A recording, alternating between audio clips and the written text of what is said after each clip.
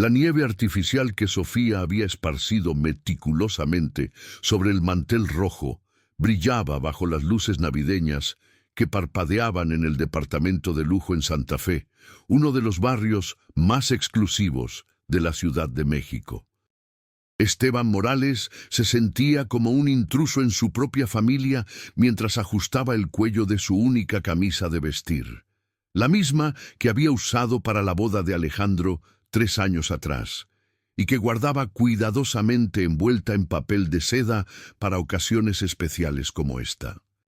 A los 64 años, Esteban llevaba el peso de 4 décadas trabajando como mecánico en un pequeño taller de Puebla, sus manos permanentemente manchadas con grasa que ningún jabón podía eliminar completamente, y su espalda curvada por incontables horas, inclinado sobre motores.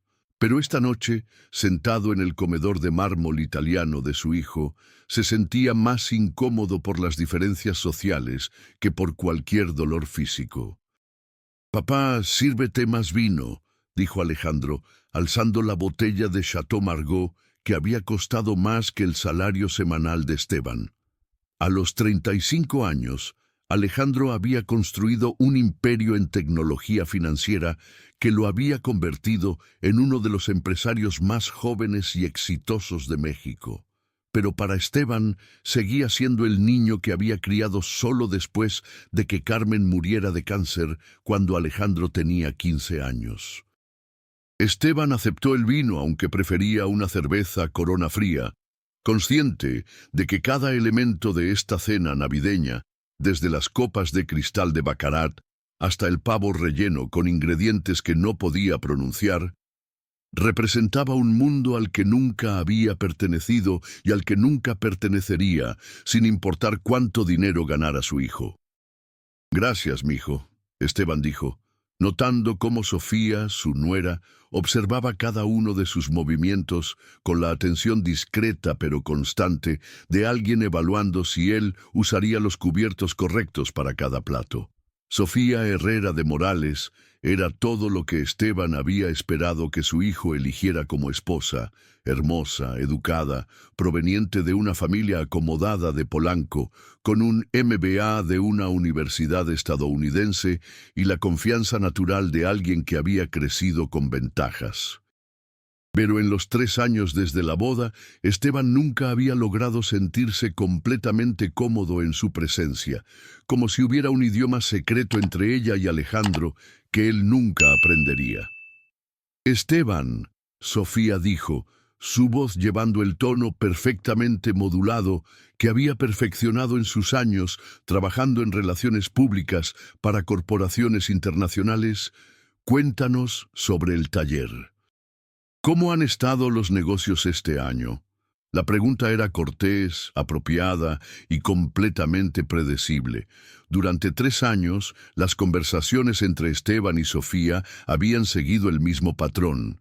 Ella preguntaba sobre su trabajo con interés educado. Él respondía con brevedad para evitar aburrir a alguien cuyo mundo financiero operaba en cifras que él ni siquiera podía conceptualizar. Y luego la conversación se desplazaba hacia temas más seguros como el clima o los planes de viaje de la pareja. «Bien, mija, los coches viejos siempre necesitan reparación y la gente que maneja coches viejos no tiene dinero para comprar nuevos, así que el trabajo es constante». Alejandro rió. El sonido llevando el cariño genuino que siempre había caracterizado su relación con Esteban, sin importar cuánto hubiera cambiado su situación económica. «Papá, eres el mecánico más filosófico de Puebla. Siempre has visto patrones más grandes en los problemas pequeños». Esteban sonrió, recordando las noches cuando Alejandro era niño y lo acompañaba al taller después de la escuela, haciendo preguntas interminables sobre cómo funcionaban los motores, por qué los carros se descomponían y cómo su padre podía diagnosticar problemas complejos solo escuchando los sonidos que hacían las máquinas.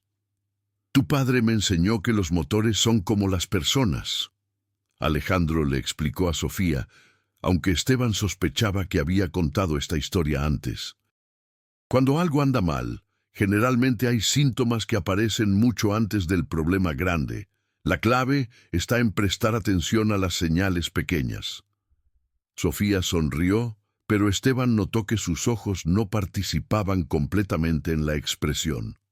Durante los últimos meses, había observado que Sofía parecía distraída durante las visitas familiares, como si su mente estuviera procesando información o preocupaciones que no compartía con nadie más. «Es una filosofía hermosa», Sofía dijo. «Muy en práctica». Esteban detectó algo en el tono de Sofía que sugería que práctica no era necesariamente un elogio en su vocabulario. Para ella, las soluciones prácticas podrían ser admirables en abstracto, pero inadecuadas para las complejidades del mundo corporativo donde ella y Alejandro operaban. Mientras comían el primer plato, una ensalada con ingredientes que Esteban no reconocía, pero que sabían a dinero, la conversación fluyó hacia los temas usuales: los nuevos contratos que Alejandro había firmado, los viajes internacionales que la pareja había tomado para networking y desarrollo de negocios, y los planes para expandir la empresa hacia mercados latinoamericanos. Esteban escuchaba con el interés genuino de un padre orgulloso, aunque gran parte del vocabulario empresarial le resultaba tan extraño como un idioma extranjero. Términos como capitalización de mercado, estrategias de expansión vertical y optimización de cadenas de valor flotaban sobre su cabeza como conceptos abstractos que describían un mundo donde su hijo había encontrado éxito, pero que permanecía fundamentalmente incomprensible para él. «Y papá», Alejandro dijo durante una pausa en la conversación, «¿cómo te está yendo con la asignación mensual? ¿Los 8,000 pesos están cubriendo tus gastos cómodamente o necesitas que ajuste la cantidad?» El tenedor de Esteban se detuvo a mitad del camino hacia su boca. La pregunta había sido formulada con la misma naturalidad que si Alejandro hubiera preguntado sobre el clima, pero las palabras resonaron en la mente de Esteban como campanadas discordantes. «¿Cuál asignación mensual?» El silencio que siguió fue tan denso que Esteban pudo escuchar el tic-tac del reloj de pared suizo que Sofía había comprado durante su luna de miel en Europa. Alejandro bajó su copa de vino, su expresión cambiando de casual a confundida. «La asignación que te he estado enviando cada mes durante los últimos 2 años. 8,000 pesos mensuales para ayudarte con los gastos, las reparaciones de la casa, cualquier cosa que necesites». Esteban sintió que el mundo se inclinaba ligeramente, como si estuviera mareado, pero sin causa física aparente.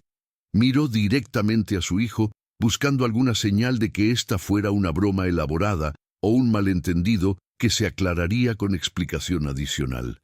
«Alejandro, yo nunca he recibido dinero mensual tuyo, ni 8,000 pesos, ni 8 pesos. ¿De qué estás hablando?»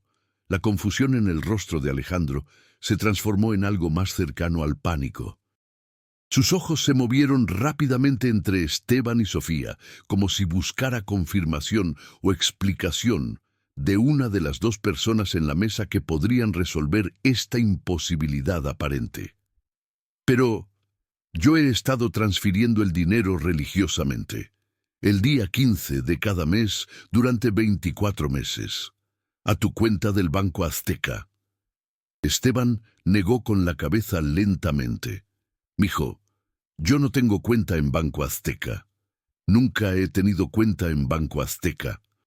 Mi cuenta está en Banamex, la misma cooperativa de crédito donde he manejado mi dinero durante 30 años. Fue entonces cuando Esteban notó que Sofía había dejado de comer completamente. Su tenedor yacía junto a su plato y sus manos estaban cruzadas firmemente en su regazo, sus nudillos blancos con tensión. Su rostro había perdido color y sus ojos estaban fijos en su plato, como si el patrón de la porcelana fuera lo más fascinante que hubiera visto en su vida.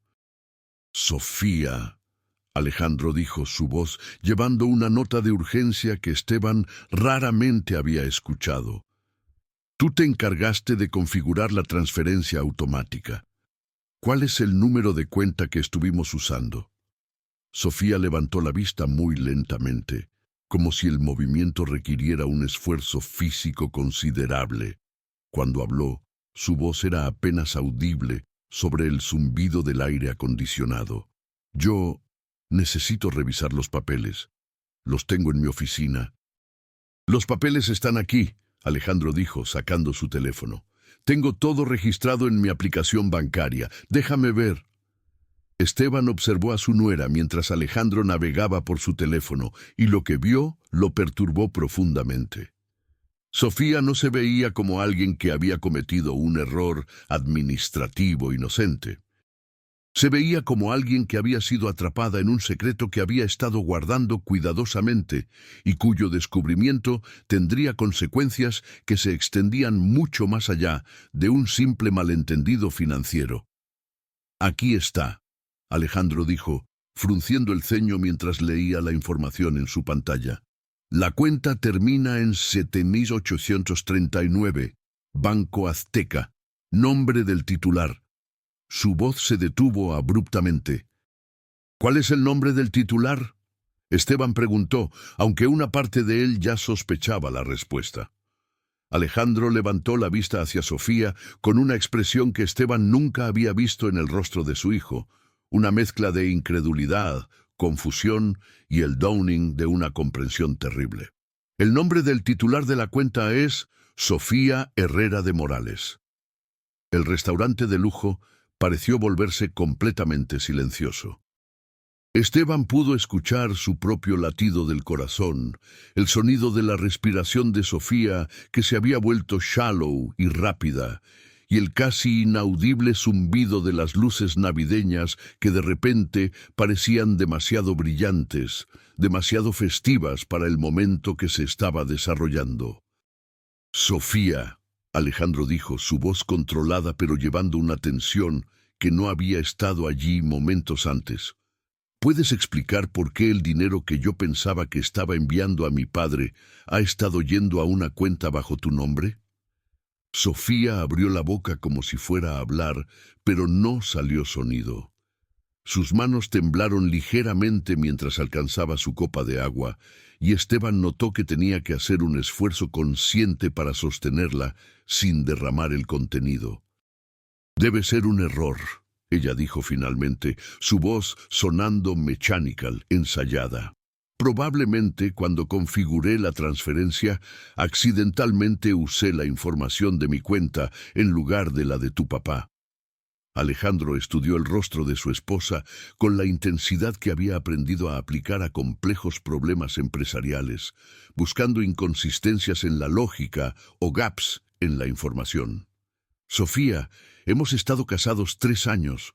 Tú sabes que mi papá no tiene cuenta en Banco Azteca. ¿No estuviste presente cuando él mencionó que usa Banamex? ¿Cómo podrías haber usado accidentalmente tu información de cuenta en lugar de la suya?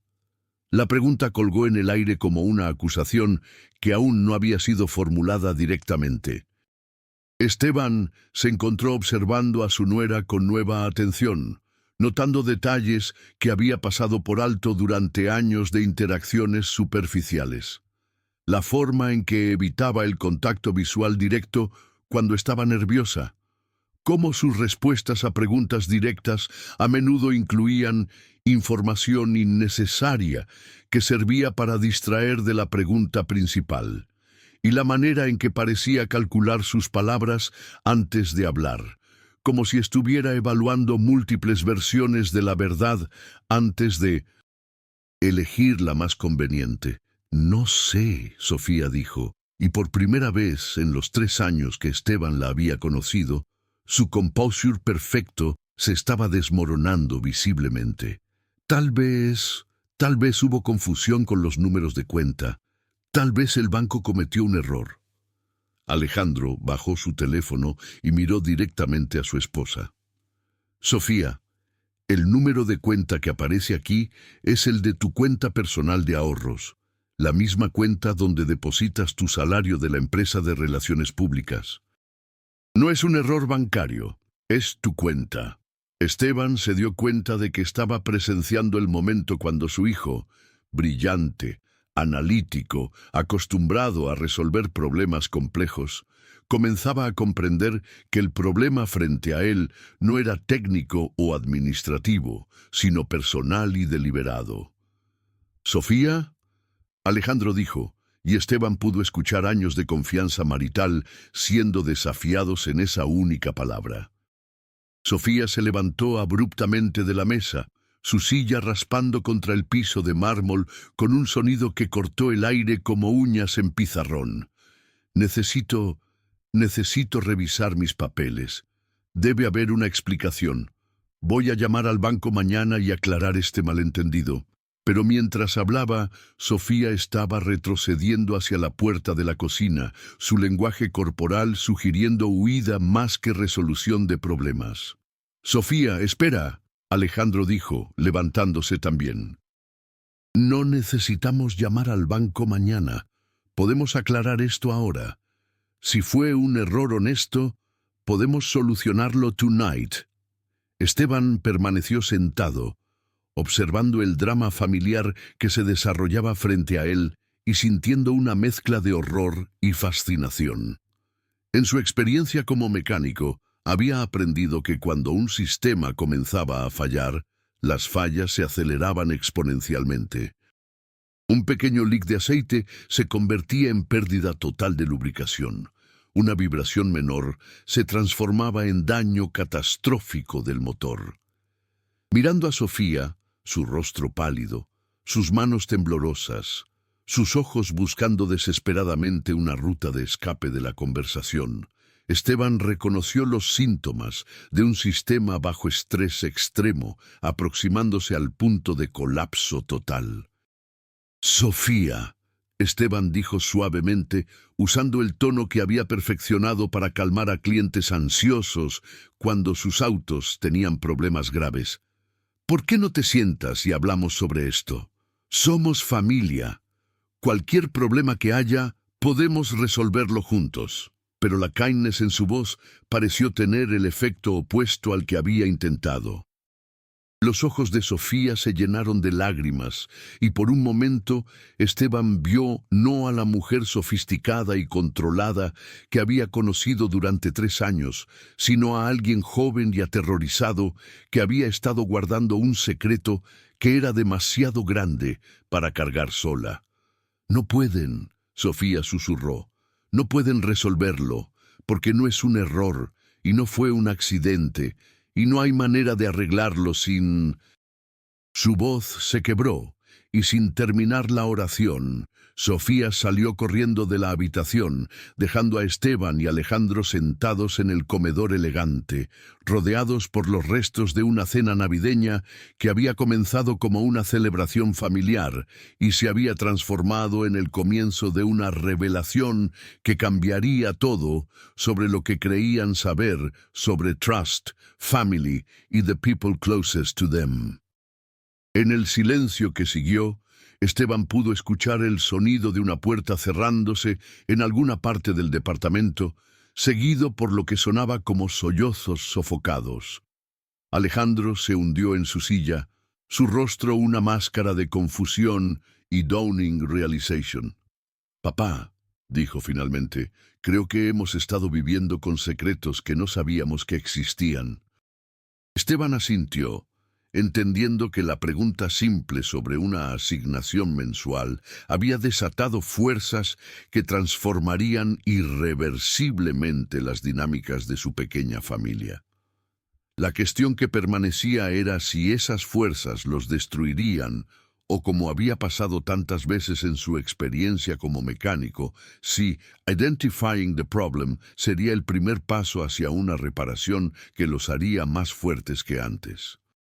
Alejandro se quedó inmóvil en su silla durante varios minutos después de que Sofía saliera del comedor, su mente de empresario, entrenada para procesar información compleja y identificar patrones en datos aparentemente inconexos. trabajando frenéticamente para comprender las implicaciones de lo que acababa de descubrir.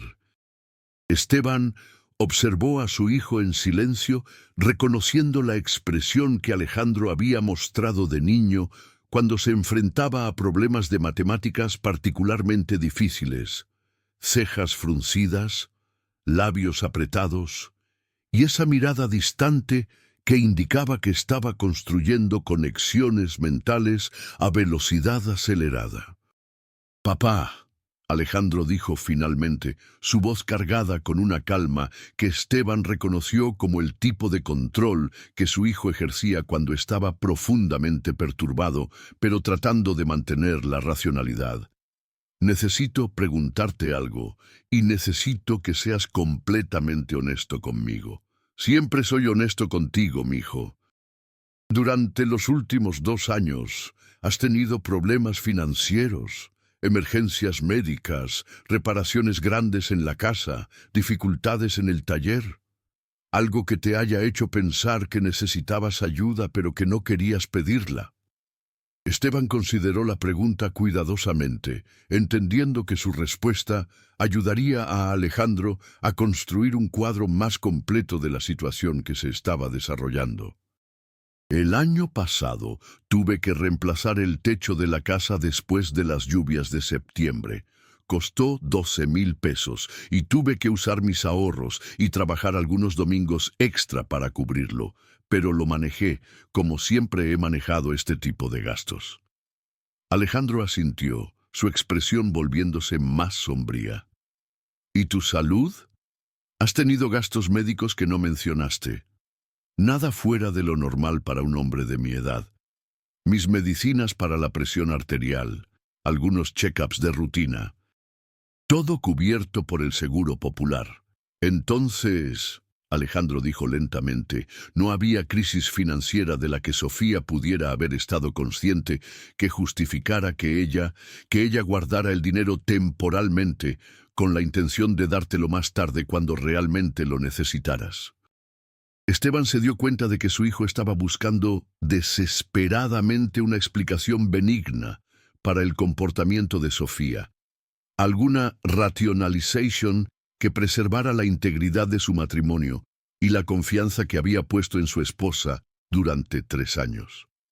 «Alejandro, no había ninguna crisis, y aun si la hubiera habido, yo te habría dicho. Nunca he tenido miedo o vergüenza de pedirte ayuda cuando realmente la necesito». Alejandro se levantó y comenzó a caminar por el comedor, sus movimientos tensos y deliberados. Esteban pudo ver que su hijo estaba luchando con implications que se extendían mucho más allá del dinero missing. «Esto significa», Alejandro dijo, más para sí mismo que para Esteban, «que durante 2 años, cada vez que mencioné las transferencias en conversaciones casuales, cada vez que pregunté cómo estabas manejando tus finanzas, cada vez que expresé satisfacción porque sabía que estabas cómodo económicamente, Sofía sabía que yo estaba operando bajo información falsa». Esteban asintió, entendiendo que el betrayal que Alejandro estaba processing no era simplemente financiero, sino profundamente personal. Sofía había permitido que su esposo creyera que estaba cuidando a su padre, mientras sabía que el dinero never llegaba a su destino intended. «¿Recuerdas conversaciones específicas?», Esteban preguntó. Alejandro se detuvo, su rostro mostrando el dolor de memories que suddenly llevaban significado completamente diferente. «Hace 6 meses, cuando tuviste esa gripe que duró 2 semanas y no pudiste trabajar, le dije a Sofía que me preocupaba que perdieras ingresos, y ella me tranquilizó diciéndome que la asignación mensual te ayudaría a cubrir tus gastos durante la recuperación». Esteban recordaba esa gripe claramente, había sido particularmente severa y had indeed perdido 2 semanas de trabajo en el taller. Había vivido de sopa instantánea y medicinas de la farmacia más barata, preocupándose por los bills que se acumularían mientras se recuperaba. «Pasé esas 2 semanas comiendo arroz con frijoles y preguntándome cómo iba a pagar la renta si la gripe duraba mucho más. La confesión hit a Alejandro como un golpe físico. Se apoyó contra la pared, su rostro contorciéndose con una mezcla de guilt y rage. Dios mío, papá. Mientras yo estaba tranquilo pensando que tenías un colchón financiero, tú estabas preocupándote por gastos básicos. Alejandro, yo nunca esperé que me mantuvieras. Siempre he cuidado mis propias finanzas. Pero yo quería ayudarte. El dinero era específicamente para asegurarme de que nunca tuvieras que preocuparte por dinero, nunca tuvieras que pasar por estrés financiero, porque tu hijo tiene los recursos para prevenir eso.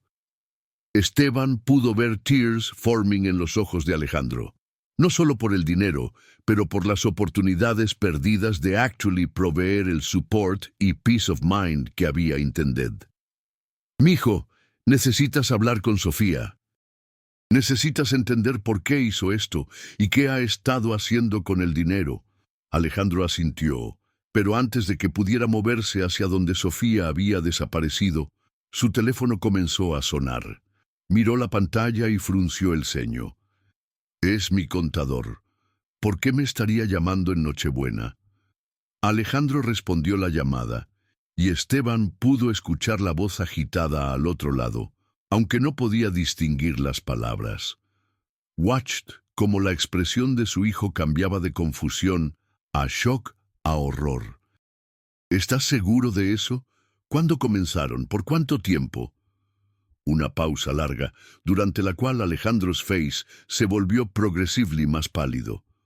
Ok, sí, entiendo la severidad. No se lo diré a nadie hasta que tengamos toda la información. Llamaré mañana temprano. Alejandro colgó y se quedó mirando su teléfono como si el device mismo fuera responsable por las noticias devastadoras que acababa de recibir. ¿Qué pasó? Esteban preguntó. Mi contador estaba revisando los libros para End of Year Reports y encontró irregularidades en las finanzas de la empresa, transferencias no autorizadas, movimientos de dinero que no coinciden con ningún proyecto o gasto operacional que él conoce. Esteban sintió un cold fear settling en su estómago. ¿Qué tipo de transferencias? Transfers regulares, mensuales, que han estado ocurriendo durante aproximadamente 2 años. Los dos hombres se miraron, ambos llegando a la misma terrible conclusión at exactly el mismo momento. Las transferencias a mi cuenta, Alejandro continued, su voz barely audible. Las que yo thought iban para ti. According to mi contador, esas fueron only una pequeña parte de un pattern mucho más grande de dinero que ha estado saliendo de la empresa sin autorización proper. Esteban se sintió mareado. ¿Cuánto dinero?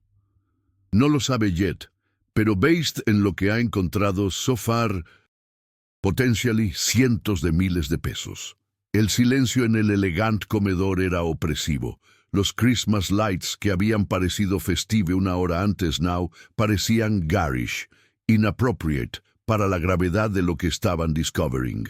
Alejandro, Esteban dijo carefully, ¿quién más hace acceso a las finanzas de la empresa?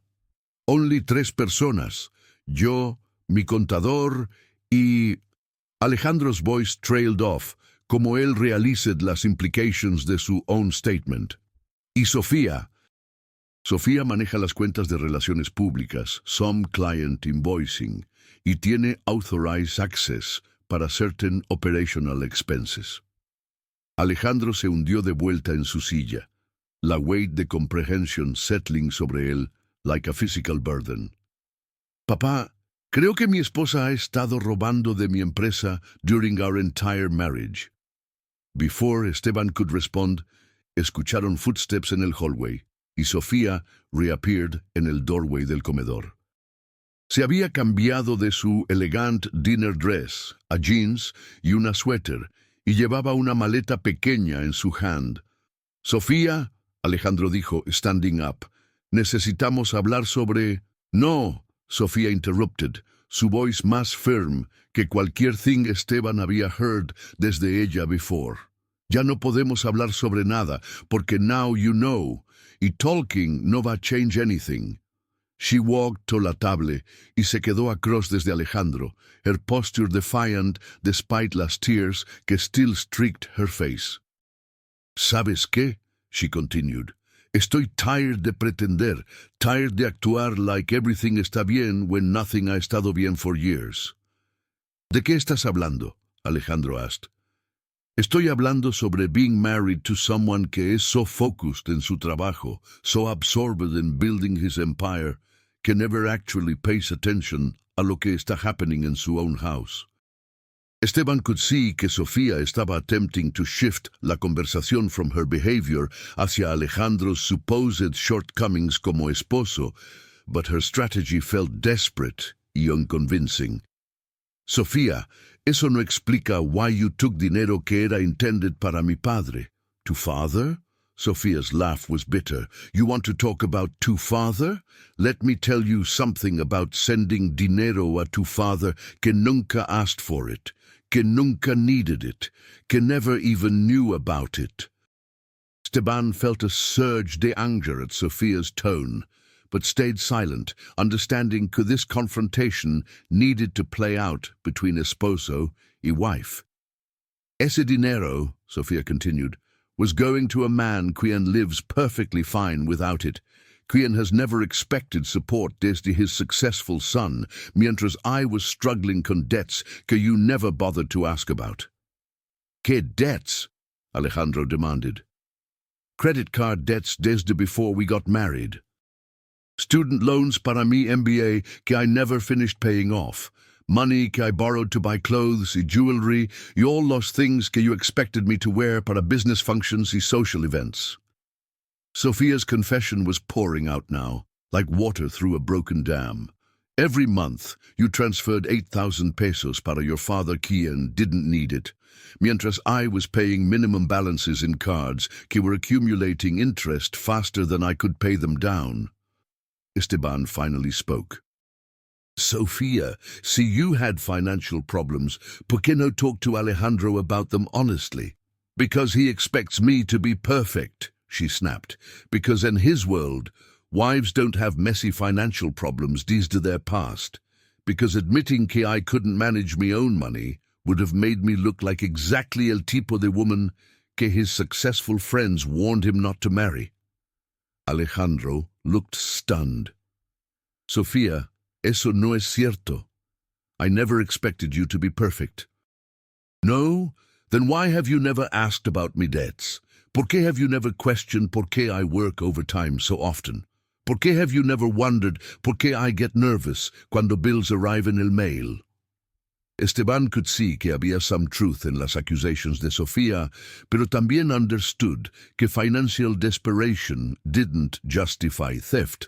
He certainly didn't justify allowing Alejandro to worry about his father while secretly keeping dinero intended para his care. So you decided que la solution was to steal el dinero I was sending para mi father. I didn't see it como stealing.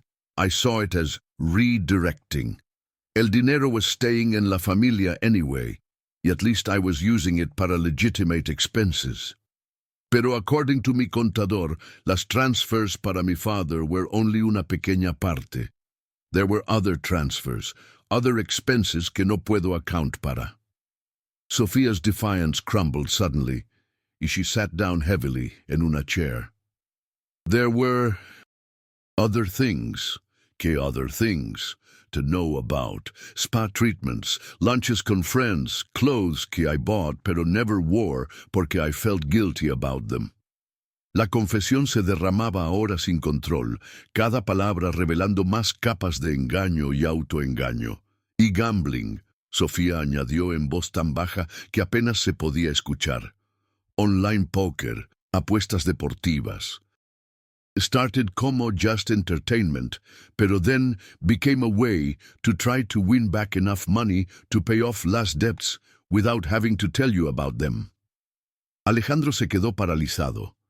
En todos los años que habían estado juntos, nunca había visto ninguna evidencia de que Sofía tuviera problemas con el juego. ¿Por cuánto dinero estamos hablando? Alejandro preguntó, aunque por su tono, Esteban pudo saber que su hijo ya temía la respuesta. No lo sé exactamente. Maybe 500,000 pesos over los 2 años, maybe más. La cifra cayó en el comedor como una bomba. 500,000 pesos, más de lo que Esteban ganaba en 3 años de trabajo en su taller. Sofía, Esteban dijo suavemente, esa cantidad de dinero, ¿dónde pensabas que this would lead? ¿Cuál era tu plan para eventually resolver la situación? Por primera vez desde que había regresado al comedor, Sofía lo miró directamente a los ojos, y Esteban vio en su expresión algo que le rompió el corazón. La mirada perdida de alguien que había estado operando sin un plan, sin esperanza de resolution, simplemente postergando un day of reckoning que sabía que eventually tendría que llegar. No tenía un plan, she whispered. Each month, I hoped que maybe I would win enough gambling para replace what I had taken, or que maybe I would get a better job que paid enough para pay everything back before you noticed. Or que maybe, her voice broke, maybe you would never notice at all. Alejandro walked to la ventana que overlooked la Ciudad de México glittering in la darkness below. La city donde había built his success, donde había thought he was building a life con someone he could trust completely. Sofía, este money, mi father's money, la empresa's money, nuestro matrimonio's money, it wasn't just numbers en una cuenta bancaria. It represented trust. It represented mi belief que we were partners, que we shared values about honesty y responsibility. Sofía was crying openly now, but Esteban noticed que her tears seemed to be more about being caught than about genuine remorse para el pain she had caused. I know, she said. I know, yeah, I'm sorry. But Alejandro, you have so much money.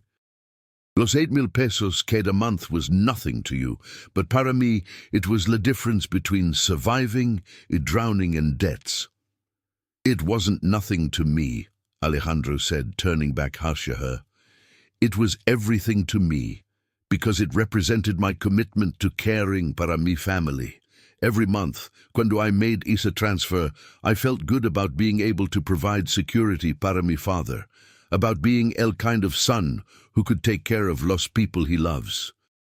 Esteban felt tears beginning to form in his own eyes, understanding now how much joy, why satisfaction Alejandro had derived desde thinking he was providing para his father's well-being. You, Alejandro continued, you allowed me to live con esa satisfaction while knowing it was based on a lie. Every time I worried about Papa's health or his finances, every time I felt grateful que I could provide him con security, you knew his comfort was false. Sofía stood up, her movements sharp and defensive anger. What about me comfort? What about me security? You never worried about whether I was struggling financially. You never asked Sai I needed help. Because I trusted you to talk to me, see you did. Because I thought we had a kind of marriage, donde people shared their problems instead of stealing solutions desde their family members. The argument was escalating, hacia something que Esteban realized might become irreparable. As much as he felt personally betrayed by Sofía's actions, he also understood que whatever happened next would affect not just Alejandro y Sofía, but también cualquier possibility of healing dentro de su small family. Both of you need to stop, Esteban said, standing up from la table. Sofía, what you did was wrong. There's no justification para taking money intended para someone else, regardless of your financial situation. But Alejandro screaming at her now isn't going to solve anything. Both Alejandro y Sofía looked at him, surprised by his intervention. Sofía, Esteban continued, I need to ask you something, I need una honest answer. During all este time que you were taking el money, did you ever think about how I was managing me finances? Did you ever wonder, si I might need ese support que Alejandro was trying to provide? Sofía's face crumpled. I assumed you were fine. You never seemed to struggle. You never complained about money when we visited. And I never complained because I was raised to handle my own problems, not to burden my family con worries about things like paying rent or buying groceries. But durante those 2 years, there were months cuando is money would have made la difference between eating well and eating cheap. There were times cuando I postponed doctor visits because I was worried about copays. Esteban's words were quiet, but they carried more impact than any shouting could have achieved. He could see in Sofia's face que ella was finally understanding la human cost of her financial decisions. Not just abstract numbers, but real deprivation experienced by someone she claimed to care about. "I'm so sorry," she whispered. "Esteban, I'm so sorry. I never meant para you to suffer. But you never thought to ask si I was suffering, did you?" The question hung en el air unanswered, because todos en la room knew que la answer was no. Alejandro had been listening to this exchange, con growing recognition of how thoroughly his trust had been violated, not just financially, but emotionally. "Sofia, I need to know something else. Besides el money para papá, besides las other company transfers, is there anything else? Any other lies? Any other secrets que I should know about before I decide how to handle esto?" Sofia was quiet para a long moment. Esteban could see her internal struggle entre continued deception and complete confession. Finally, she reached into her purse and pulled out a smartphone que Alejandro had never seen before. "I have another phone," she said, para comunicarme con people involved in gambling and some other things que you wouldn't approve of." Alejandro took el phone and scrolled through it briefly, his expression growing more disturbed con each screen he examined. "Sofia, these messages, you've been communicating con loan sharks. You owe money to people who charge illegal interest rates. It wasn't supposed to get so complicated. I thought I could manage it, could pay everything back before it became a problem. How much do you owe to these people? About 200,000 pesos, maybe más, con interest." Alejandro sat down heavily, the full scope de la crisis finally becoming clear. His wife hadn't just stolen money desde his company, he deceived him about caring para his father.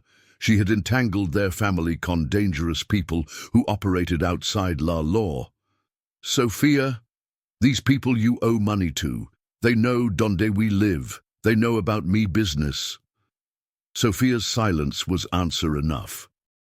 Esteban realized que what had started como una simple question about a monthly allowance had uncovered a web de deception, financial irresponsibility, and potentially dangerous obligations que threatened not just Alejandro's marriage, but también his business y physical safety.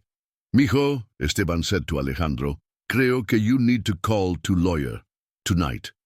Alejandro nodded, understanding que this situation had moved far beyond marital counseling or family reconciliation. Legal protection, financial damage assessment, wise safety considerations were now las immediate priorities. As Alejandro reached para his phone to make legal consultations que would probably continue through la night, Esteban looked at Sofia, quien was still standing in el middle del elegant comedor con her suitcase, tears streaming down her face, y el weight de consequences she had never fully considered settling around her like a suffocating blanket.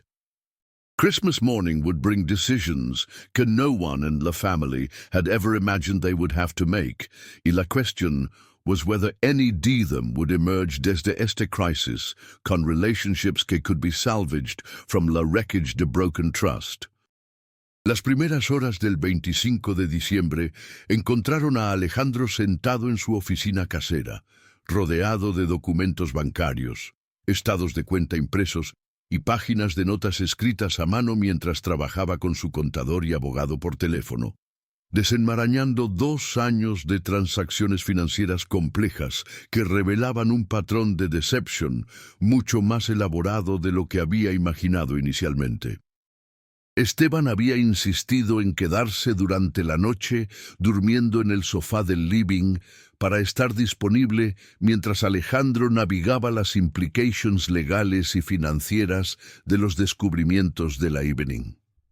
Sofía había desaparecido en la habitación principal y ninguno de los dos hombres había intentado continue la confrontation hasta que tuvieran más información completa about la scope del problema.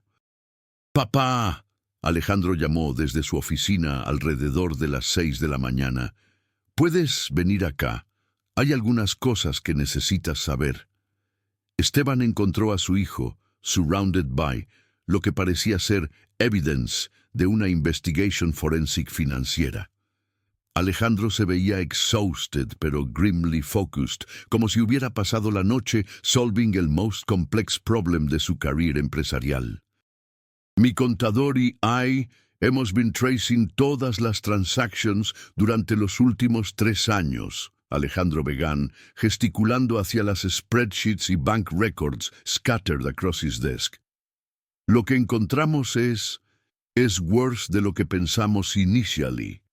Esteban se sentó en la silla across desde su hijo, preparing himself para whatever revelations estaban about to be shared. Las transfers que Sofía admitted to, los 8,000 pesos monthly para tu account, más las other amounts para gambling y personal expenses, esos represented only about 30% del money que actually left la company during este period. ¿Qué happened al other 70%? Alejandro levantó una folder thick con documents. Sofía wasn't working alone. She had help desde someone dentro de mi accounting department, mi assistant controller, una woman named Patricia Vega, whom I trusted con sensitive financial information.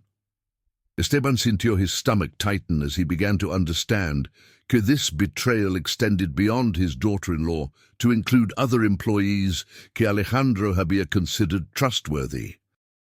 Patricia y Sofía were working together para create false invoices, fake vendor payments y unauthorized transfers que appeared legitimate in surface examination, pero actually were redirecting money hacia personal accounts. ¿Por cuánto money estamos hablando total? Based on what we've found so far, approximately 2,5 millones de pesos during 2 años, enough dinero para seriously damage la company's financial stability si we hadn't discovered it when we did. The number was so large que Esteban had trouble comprehending it. 2,5 million pesos, más money than he would earn in an entire lifetime de work. Alejandro, ¿cómo fue posible que this went undetected for so long? Because Patricia understood me company's internal controls well enough to work around them. Why Sofía understood my personal habits. Y scheduled bien enough to ensure que I wouldn't accidentally discover las discrepancies during routine financial reviews. Alejandro stood up y walked to la window, looking out at la Ciudad de México, comenzando to wake up in Christmas morning. They were careful, Papa. Very careful. Los amounts were large enough to be significant para them personally, pero small enough to be hidden dentro de la natural fluctuations de mi company's monthly expenses. Y they were patient. Instead de taking large sums que would trigger immediate suspicion, they took smaller amounts consistently over a long period. Esteban could see que his son was struggling not just con la financial implications, pero con la personal betrayal represented by such calculated deception. Y Patricia? Where is she now? That's one de las stranger parts de toda esta situation. Patricia submitted her resignation effective January 1st, 3 days desde now, claiming que she had accepted a position con another company on Monterrey. But my lawyer thinks she was preparing to disappear con her share de los stolen funds. She knew que you were about to discover what they had done. Either she knew or she why Sofía had agreed in advance que 2 años was long enough para their operation, y que they needed to exit before statistical probability made detection inevitable. Alejandro returned to his desk. He picked up another folder. But here's what's really disturbing, Papa. Esther wasn't just about money. My lawyer found evidence que Sofia y Patricia were also collecting information about me business operations, client relationships, why proprietary technology could be valuable to competitors. The implication hit Esteban like a punch. You think they were planning to sell business secrets? I think they were planning to do whatever was necessary to maximize their financial gain desde esta betrayal, regardless de las consecuencias para mi company o para nuestra family. Esteban sat back in his chair, overwhelmed by the scope and sophistication to what Sofia y her accomplice had orchestrated. This wasn't desperate gambling debt leading to poor decisions. This was deliberate, planned theft carried out over years, con attention to detail, which suggested criminal intent rather than moral weakness. Mijo, have you talked to la police? Mi lawyer is coordinating con law enforcement, pero he wants to complete la financial investigation first to ensure que we can provide comprehensive evidence de todas las crimes que were committed. Alejandro pulled out his phone. He showed Esteban a series de text messages. These are desde Patricia to Sofia, sent yesterday evening after our confrontation. Apparently, Sofia contacted her para warn her que I was becoming suspicious. Esteban read los messages, which were filled con panic about being discovered. Why discussions about accelerating plans to leave Mexico immediately. They're running, Papa. Both to them. Sofia packed her suitcase last night not because she was ashamed, pero because she y Patricia had a contingency plan para exactly esta situation. Como si hubiera sido summoned by la mention de her name, Sofia appeared in la doorway de la office. She looked like she hadn't slept, pero unlike la emotionally distraught woman desde la night before, she now appeared calm, resolved, and somehow more dangerous. Alejandro, I need to talk to you. We don't have anything mas to discuss, Sofia. My lawyer advised me not to have any conversation con you without legal representation present. This isn't about legalities. This is about offering you a solution that protects everyone. You, your business, your father, you, me. Despite his better judgment, Alejandro gestured para her to enter la office. Esteban noticed that Sofia had changed her clothes again. He was now wearing what looked like travel attire. Comfortable jeans, sturdy shoes, why a jacket, that suggested she was preparing for a journey. What kind of solution? Alejandro asked. Sofia closed la door behind her. He sat down in la remaining chair, her posture businesslike and confident in a way that felt completely different desde her tearful confessions la night before. I can return la mayoría del money que was taken desde tu company. Not all day it, because some was already spent or lost, pero probably about 70%. How? Patricia y I have been careful about building resources para exactly esta possibility.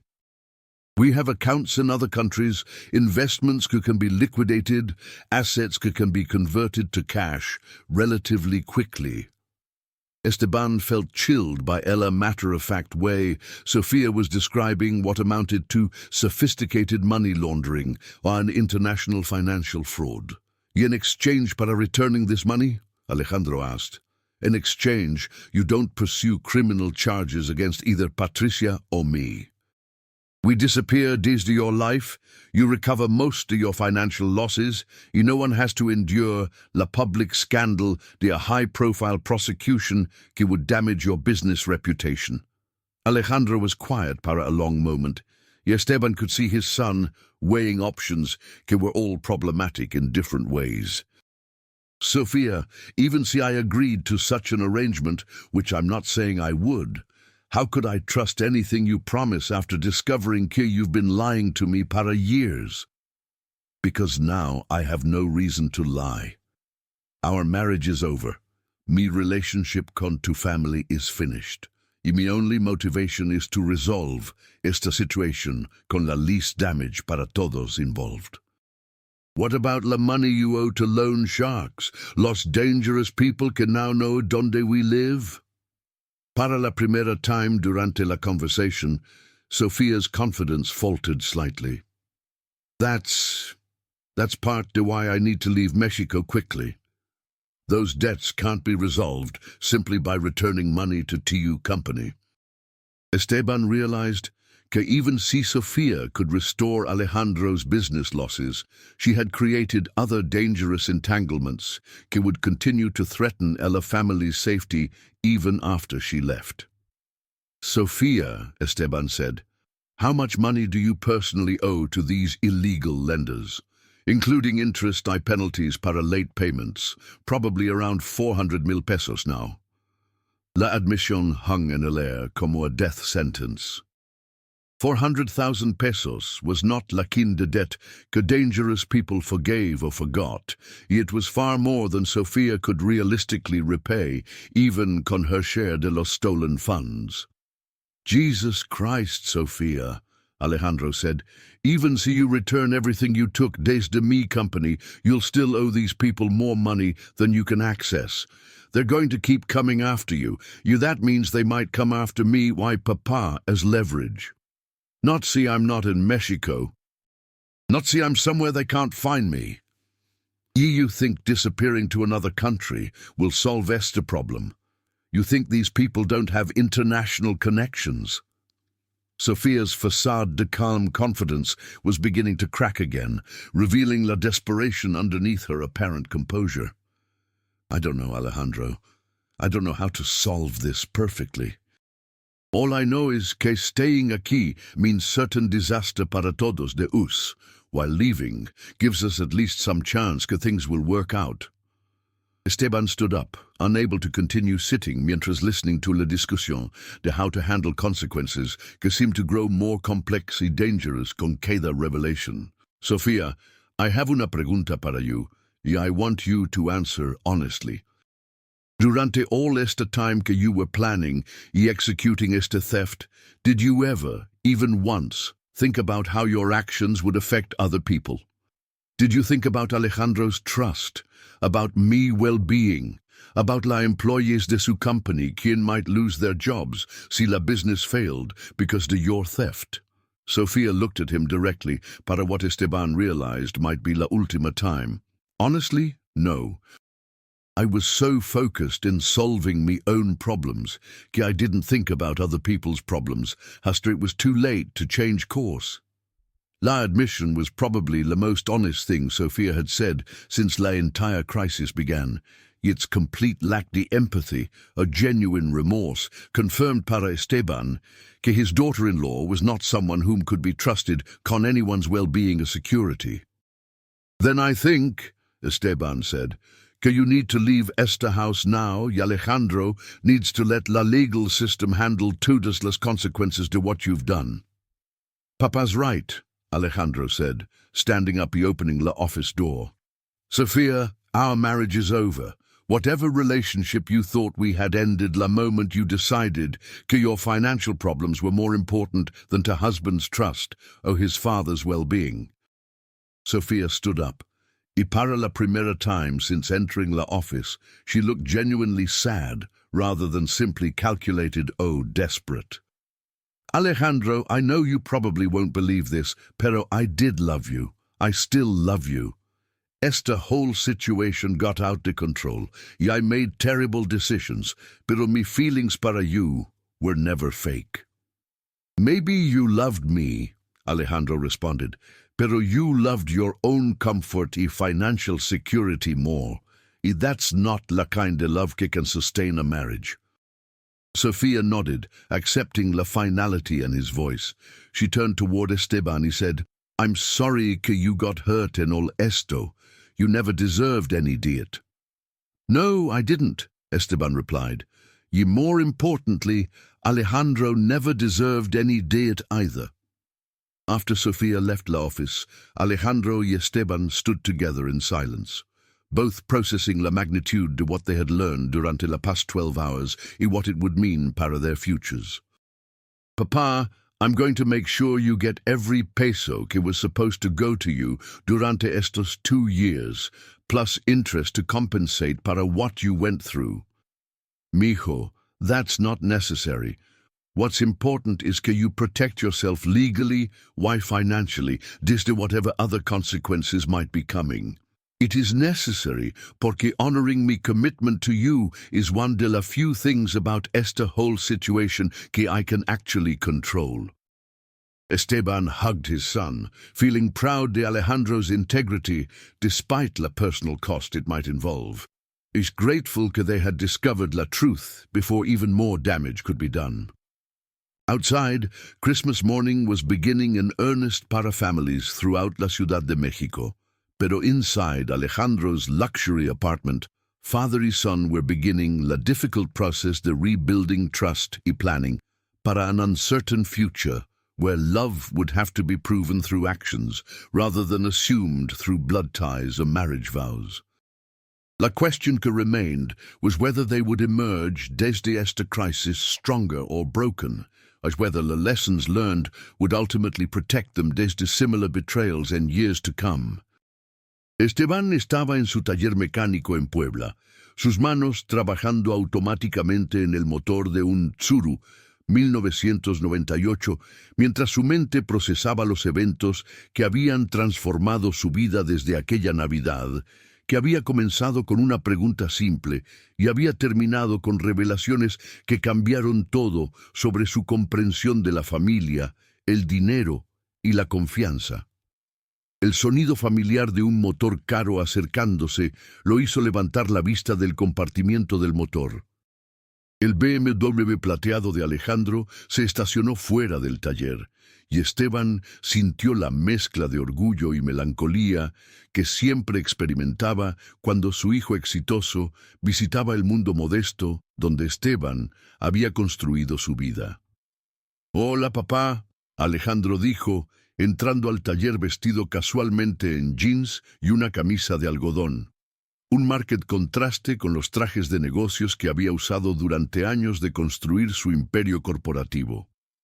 «Mijo, no te esperaba hasta el domingo. Terminé mis meetings en la ciudad más temprano de lo esperado y quería hablar contigo sobre algunas cosas». Esteban limpió sus manos con el trapo que siempre llevaba en su bolsillo trasero y dirigió a Alejandro hacia la pequeña oficina attached al taller, donde tenían privacidad para conversaciones serias. Durante los 6 meses desde la revelación de los crímenes de Sofía, la relación entre padre e hijo había evolved en maneras que ninguno había anticipado. La crisis había stripped away años de assumptions sobre sus roles respectivos, forzándolos a comunicarse con una honestidad que previamente había sido filtered through politeness y expectativas sociales. «¿Cómo fue la reunión con los investigators?», Esteban preguntó. «Better de lo que esperaba. They recovered aproximadamente 60% del dinero que Sofía y Patricia robaron desde la empresa. Not perfect, pero suficiente para que la compañía survive sin major disruptions». Alejandro se sentó en la silla de metal que Esteban mantenía para clientes, looking more relaxed than Esteban había seen him in years. «¿Y Sofía? Have you heard anything about her situation?» Alejandro's expression grew somber. «She was arrested in Guatemala 2 months ago, trying to cross la border hacia Belize. Apparently, Los loan sharks she owed money to had been tracking her through contacts in Central America». Esteban sintió una pang de sympathy para su former daughter-in-law, despite todo lo que ella had done. Whatever her crimes, he had never wanted her to end up in physical danger. «Is she safe? She's alive. She's going to testify against Patricia y la loan shark operation in exchange para protection. But papá, she's looking at probably 5 a 7 años in prison cuando everything is resolved». The consequences were severe, pero not unexpected, given the scope de los crimes que had been uncovered during LA investigation. «Y Patricia? Still missing, probably in some country that doesn't have extradition agreements con Mexico. She got away con most of her share of stolen money, pero she can never come back here, y she's essentially a fugitive para el resto de su life. Esteban nodded, understanding that justice in complex financial crimes was often incomplete, con some perpetrators facing full consequences while others escaped through preparation or luck. Mijo, how are you handling todas estas changes? La divorce, la business recovery, toda la stress desde los past months. Alejandro was quiet para a moment, organizing his thoughts in la careful way que Esteban recognized as his son's method para processing complex emotions. Honestly, Papa, in some ways I feel better than I have in years. Discovering what Sofia was doing was devastating, pero it also explained things that had been bothering me about our marriage without me being able to identify why. What kind of things? Little inconsistencies in her stories about her activities, financial discussions because she would always try to avoid or redirect, and the way she seemed nervous whenever I mentioned anything about business finances. Alejandro leaned forward in his chair, his expression showing la keen de analytical engagement que he applied to complex business problems. I think, unconsciously, I had been sensing that something wasn't right para a long time. But because I loved her, we trusted her, I kept rationalizing away my doubts instead de-investigating them. Esteban understood. Trust and close relationships often blinded people to evidence that would be obvious in other contexts. And now, how do you feel about trusting people again? That's actually one de las things I wanted to talk to you about. Alejandro reached into his jacket pocket. He pulled out a small velvet box that he placed on Esteban's desk. I'm going to ask someone to marry me. Esteban felt surprise and caution simultaneously. 6 months seemed like very little time to recover desde such a traumatic betrayal. We develop a healthy new relationship. Who is she? Her name is Maria Elena Vasquez. She's a teacher at una primary school aquí in Puebla. She's also been taking evening classes in accounting to eventually help run her parents' small restaurant business. Alejandro's description of his new girlfriend sounded deliberately different, just to everything he had characterized Sofia: humble professional goals, connection to local community, practical skills rather than glamorous lifestyle. How did you meet her? Through lay volunteer work I started doing después de la divorce. I've been spending weekends teaching business skills to small entrepreneurs in underserved communities. Y Maria Elena was one de los teachers quien helped organize la program at her school. Esteban felt curious about this side of Alejandro's life. His son had never mentioned volunteer work during their previous conversations. Tell me about this volunteer work. Alejandro smiled. Esteban could see genuine enthusiasm rather than la polite social consciousness that sometimes motivated wealthy people's charitable activities. After todo lo que happened con Sofia, I realized that I had been so focused in making money that I had lost sight of why money matters. I wanted to find work that felt meaningful beyond just profit. Esteban appreciated his son's reflection, pero was still concerned about la timing de a new romantic relationship. Alejandro, don't you think 6 months is pretty soon para otra serious commitment? That's exactly what Maria Elena said cuando I told her I was thinking about proposing. Alejandro's laugh was rueful but affectionate. She told me because she wasn't interested in being anyone's rebound relationship, y que if I was serious about her, I needed to take tiempo para understand why my first marriage failed before committing to otra. Esteban felt immediate respect para a woman whom would challenge Alejandro's decisions instead de simply accepting his wealthy status. And what did you tell her? I told her she was right. So we've been dating slowly, talking extensively about our values, goals, and making sure our relationship is based on genuine compatibility rather than loneliness or financial attraction. What have you learned about compatibility?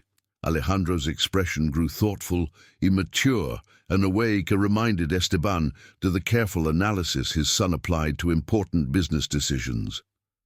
Maria Elena grew up in a family muy similar to ours, Papa. Her father's a mechanic también. Her mother worked as a seamstress to help pay bills.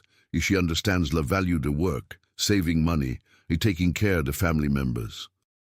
Esteban could hear in his son's voice una appreciation para values que had been shaped by economic necessity rather than social aspiration. More importantly, she's completely honest about her own financial situation, her debts desde university, her goals para her career y family. There are no secrets, no hidden agendas, no games about money or status. And how does she feel about to wealth? She's impressed by what I've accomplished professionally, pero she's not interested in the lifestyle que comes con having a lot de money. She wants to keep working como teacher. She wants to live modestly.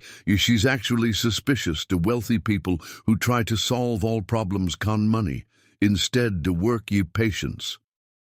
Esteban smiled, recognizing que Maria Elena sounded like someone who might help Alejandro stay grounded in reality rather than isolated by privilege.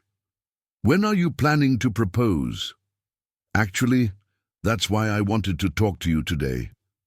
I want to ask para tu blessing, pero I also want to ask para tu help con something. Alejandro opened la velvet box, revealing una modest pero beautiful diamond ring que looked nothing like la expensive jewelry he had probably bought para Sofia. I want to propose to her on a way que honors both our family's values, not some expensive restaurant or elaborate surprise, pero something meaningful que shows I understand what matters to her.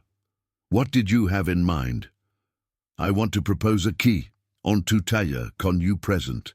I want to show her que accepting me means accepting our family, our history, our way de approaching life. I want her to know que the most important approval comes desde the person quien raised me, taught me what really matters. Esteban felt tears forming in his eyes. The proposal plan showed insight into family dynamics, respect para working-class values, understanding de what would actually impress a woman como Maria Elena. Mijo, it would be me honor to be present cuando you propose to her. Gracias, Papa. There's one more thing. Alejandro reached into his other pocket. He pulled out una bank envelope. This contains all de los payments que were supposed to go to you durante los past 2 años, plus interest, plus extra to compensate para any hardship que you experienced because de Sofia's theft. Esteban accepted el envelope but didn't open it immediately. Alejandro, I told you this wasn't necessary. It's necessary para mí, Papa. Not just porque I want to fulfill my original commitment, pero because I learned something important during estos months de investigation y recovery. Alejandro leaned forward, his expression serious and reflective. I learned que good intentions without follow-through are worthless. Para 2 years, I felt good about helping you, while never bothering to verify que mi help was actually reaching you. I was more interested in feeling generous than in actually being helpful. Esteban understood que his son was processing lessons about responsibility, verification, while la difference between intention and impact. From now on, when I commit to supporting someone, I'm going to make sure I understand their actual situation, actual needs, not just my assumptions about what they might want. And Maria Elena? Does she know about the plans to help the family financially? She knows why she approves, pero she also insists that any support be given transparently, con clear communication about expectations and boundaries. No more secret transfers, no more assumptions about what other people need. Esteban felt proud of his son's growth durante such a difficult period, and he also intrigued by una woman whom apparently had already influenced Alejandro toward more thoughtful approaches to money and relationships. When do I get to meet esta remarkable teacher?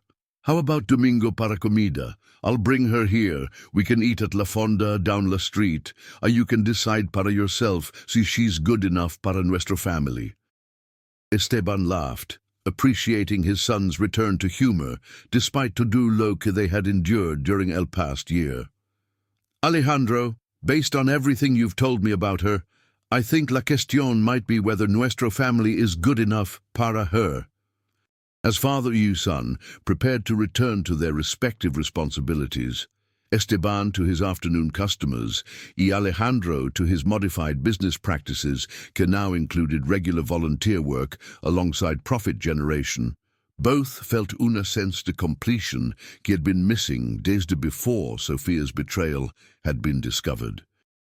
The crisis had cost them money, trust, why emotional security, pero it had also stripped away illusions about wealth, status, while a complexity to human relationships had been obscuring their authentic connection as family members.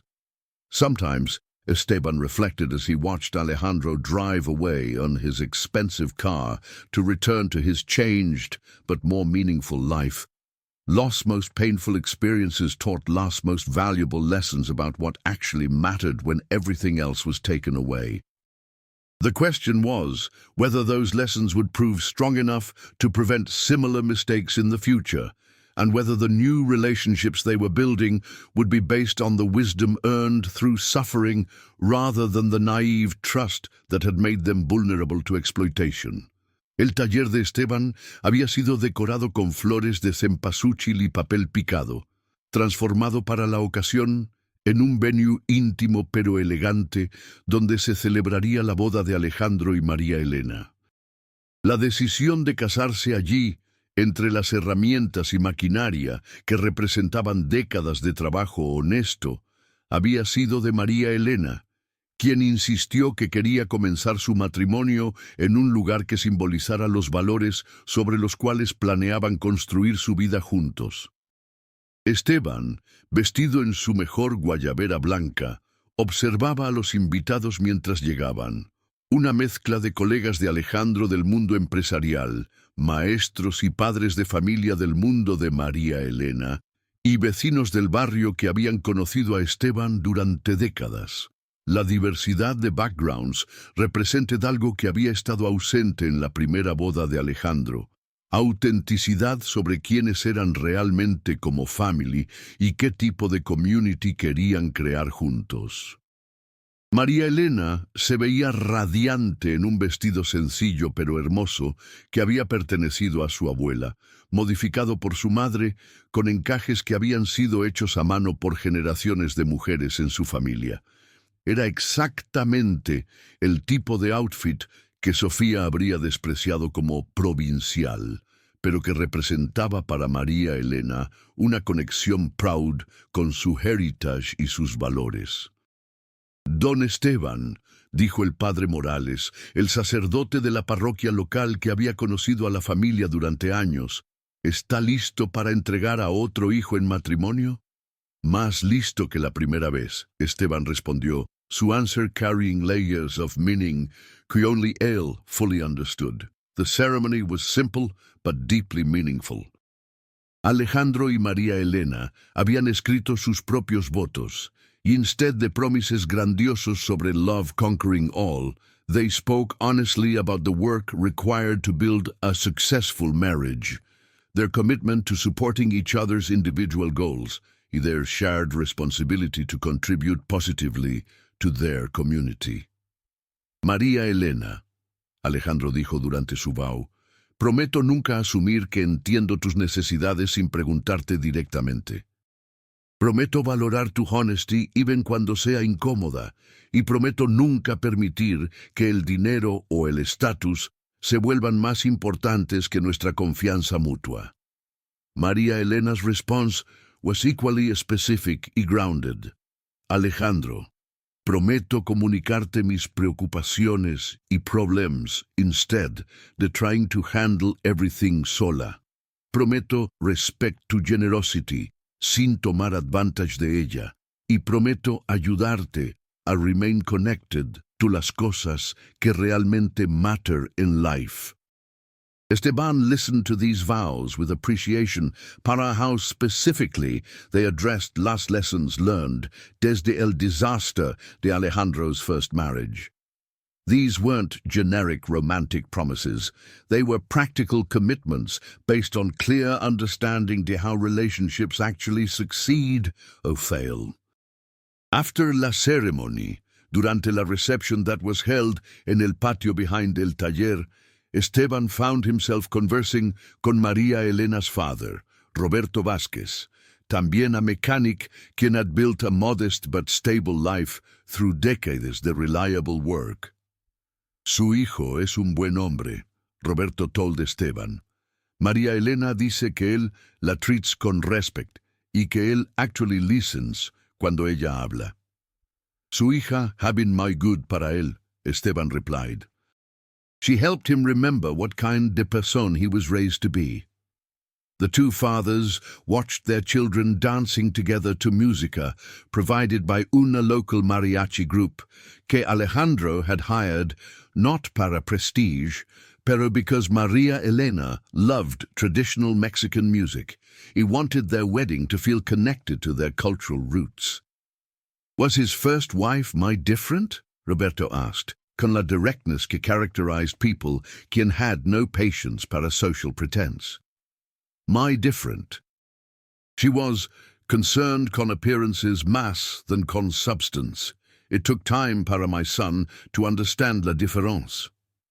Roberto nodded, understanding immediately la implications de Esteban's diplomatic description. Later, en la evening, as la celebration continued into night hours filled con laughter, traditional music, heartfelt toasts desde friends y family members, Alejandro approached Esteban con María Elena at his side. Papa, María Elena y I wanted to talk to you about something important. Esteban felt a moment de concern, wondering si some problem had developed, pero both young people looked happy, why excited, rather than worried. We want to ask si you would consider moving to la Ciudad de Mexico to live closer to us, María Elena said. Not porque we think you can't take care of yourself, pero because we want to be able to spend more time together como family. Esteban was surprised by la request. He had assumed que his role in Alejandro's life would naturally diminish as his son built a new marriage, he possibly started his own family. There's a community center in our neighborhood que needs someone to teach automotive repair classes to teenagers quien are interested in learning useful skills, Alejandro added. Es volunteer work, pero it would give you purpose y allow you to share your knowledge con people quien could really benefit desde it. The offer was appealing, meaningful work, closer family relationships, y la opportunity to contribute to something larger than his own daily survival. But Esteban had lived in Puebla his entire life. Why moving at his age would represent a significant upheaval. Let me think about it, Esteban said. Es una big decision para someone mi age. Por supuesto, María Elena said, pero I want you to know que la invitación comes desde both de us. Together. You're not someone whom Alejandro is bringing into our marriage. Your family, que I'm choosing to embrace, porque I understand how important you are to la person I love. Her words carried sincerity, que was completely different, desde la polite but distant respect que Sofia had shown during her years in la family. As la evening wound down, the guests began departing. Esteban reflected on la dramatic changes que his life had undergone since that Christmas dinner, cuando una simple question about monthly payments had revealed secrets que changed everything. The financial betrayal had been painful, but it had also served como a catalyst para growth, honesty, with deeper understanding entre him y Alejandro. They had learned to communicate without assumptions, to verify care instead de simply intending it, or to value authenticity over appearance. More importantly, Alejandro had learned to choose relationships based on character rather than attraction, compatibility rather than passion, I shared values rather than shared lifestyle preferences. 2 weeks later, Esteban called Alejandro to accept la invitation to move to la Ciudad de Mexico. At 65, he was ready para new challenges, new relationships, y la opportunity to watch his son build a marriage based on wisdom rather than naive optimism. The move represented more than geographical change. It symbolized Esteban's decision to remain actively engaged con life, instead de simply maintaining routines, y his confidence that this time his son had chosen a partner Queen would honor rather than exploit the trust placed in her. Sometimes, Esteban realized as he began packing decades de accumulated possessions para his new life, las most devastating betrayals create opportunities para rebuilding relationships on stronger foundations. The question was always whether people had la courage to learn desde painful experiences rather than simply avoiding them. In Alejandro's case, la courage had led to growth, que made him not just a more successful businessman, pero también a more thoughtful son, a more careful judge de character, y ultimately a happier man whose second marriage was based on reality rather than fantasy. The Christmas dinner que had begun con deception had ended a year later con truth. Why truth, Esteban had learned, was always more valuable than comfort, even cuando it came con a price que seemed almost too high to pay.